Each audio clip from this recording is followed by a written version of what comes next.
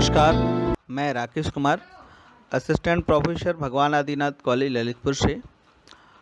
हम लोग BEd second year पढ़ रहे हैं। बीएड सेकेंड ईयर का फर्स्ट पेपर भारतीय शिक्षा की ऐतिहासिक परिप्रेक्ष्य। इसका यूनिट 3 चल रहा था और यूनिट 3 में हम लोग पढ़ रहे थे भारतीय शिक्षा आयोग, कोठारी आयोग 1964-66।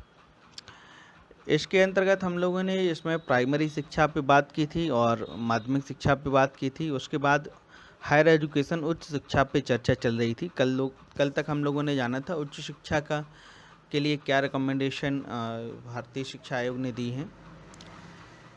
आज हम लोग चर्चा करेंगे उच्च शिक्षा का पाठ्यक्रम कैसा आयोग ने बताया है, उसकी शिक्षा का माध्यम क्या बताया है और शिक्षण विधियाँ किन किन विधियों के माध्यम से पढ़ाने की बात कोठारी कमीशन ने कही है। तो सबसे पहले हम लोग चर्चा कर लें शिक्षा का पाठ्यक्रम, उच्च शिक्षा का पाठ्यक्रम कैसा होना चाहिए। इसके लिए उन्होंने बताया कि देखिए, सबसे पहले स्नातक पाठ्यक्रम जो है ये 3 वर्षीय होना चाहिए। 3 वर्ष में जो है स्नातक की डिग्री प्रदान की जाए। दूसरा इसमें बताया गया कि पाठ्यक्रम की व्यवस्था इस प्रकार की जानी चाहिए जिससे छात्रों को विषयों का चयन करने में फ्लेक्सिबिलिटी महसूस हो, वो स्वतंत्रता रहे। छात्र अपनी सुविधानुसार जो है विषयों को चयन कर सकें, चाहे वो कला वर्ग का हो, चाहे विज्ञान वर्ग का हो, चाहे वाणिज्य वर्ग का हो। सभी में इसमें विषयों को चुनने की आज़ादी होनी चाहिए। अगला पॉइंट बताया गया है कि परास्नातक पाठ्यक्रम जो है ये 2 वर्ष का होना चाहिए। उसमें सभी विषयों को इसमें चुनने की आज़ादी होनी चाहिए। बालक जिस भी सब्जेक्ट से पीजी करना चाहे उसको स्वतंत्रता होनी चाहिए। नेक्स्ट इसमें बताया गया है कि पीएचडी उपाधि के लिए इसमें कम से कम 2 वर्ष और अधिक से अधिक 3 वर्ष का समय शोध कार्य करने के लिए देना चाहिए।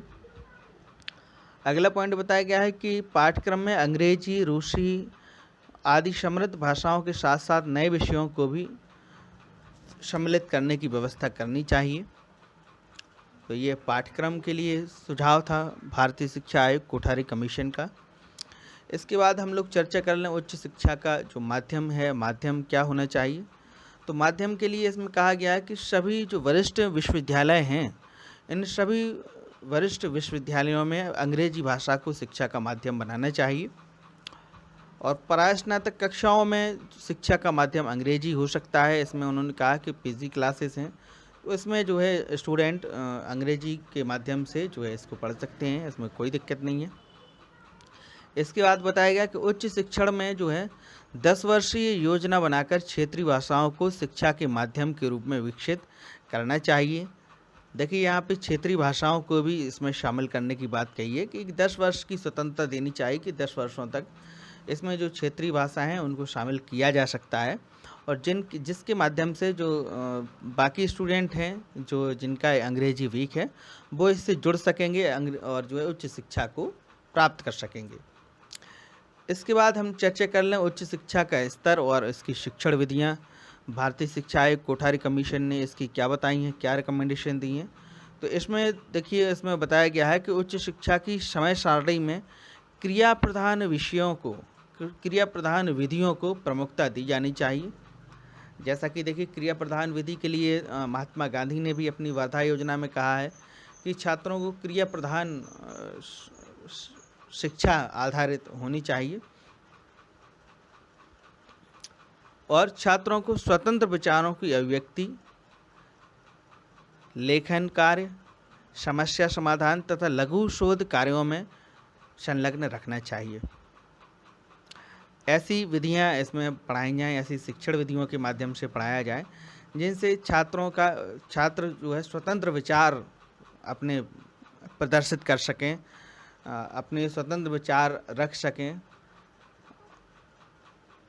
समस्या समाधान जो उनकी समस्याएं हैं उनका वो अपना सॉल्यूशन निकाल सकें और उनको लघु शोध, डेजर्टेशन के माध्यम से भी उनमें इनको संलग्न रखना चाहिए जिससे वो किसी समस्या का लघु शोध में वो किसी समस्या का अपने स्तर से उसका समाधान निकाल सकें और वो उनके लिए उपयोगी हो और समाज के लिए भी उपयोगी हो, जो उनके माध्यम से समाज को भी एक नया एक उसका वो सिद्धांत मिले कि भाई इस चीज़ का ये सॉल्यूशन निकलता है।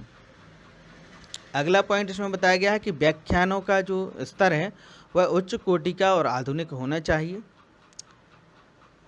नेक्स्ट बताया गया कि उच्च स्तर का मौलिक चिंतन विश्वविद्यालय शिक्षा की प्रधानता होनी चाहिए। इसमें छात्रों को रटी रटाई चीज़ें ना पढ़ाई जाएँ, घिसी पिटी चीज़ें ना पढ़ाई जाएँ। इसमें उनको जो है मौलिक चिंतन वो खुद अपने विचारों से कोई नई चीज़ ईजाद कर सकें। इसके बाद अगला पॉइंट इसमें बताया गया है कि जो शिक्षकों की नियुक्तियां हैं वो नियुक्तियां अवकाश के दिनों में की जाएं। अवकाश के दिनों में करने का फ़ायदा इसमें ये बताया गया है कि अवकाश के दिनों में अगर शिक्षकों की नियुक्तियां करेंगे तो इससे जो है विश्वविद्यालयों की उच्च शिक्षा की जो कक्षाएं हैं वो कक्षाएं बाधित नहीं होंगी, और बाधित नहीं होगी तो क्लासें आसानी से चलती रहेंगी और शिक्षकों की नियुक्तियां भी हो जाएंगी, कोई इसमें दिक्कत नहीं रहेगी। इसके बाद अगला पॉइंट बताया गया है कि शिक्षण विधियों की स्तर तथा उनकी प्रभावकता की जांच करने के लिए यूजीसी को और जो है ठोस कदम उठाने चाहिए। इसमें यूजीसी को और सक्षम बनाना चाहिए। यूजीसी को सक्षम बनाने का मतलब इसमें यह है कि यूजीसी स्वतंत्र होकर इसमें कार्य कर सके, स्वतंत्र निर्णय ले सके और शिक्षकों संबंधी समस्याओं का इसमें सॉल्यूशन कर सके। तो ये आज के लिए इतना ही, इसके आगे हम लोग कल चर्चा करेंगे। धन्यवाद, नमस्कार।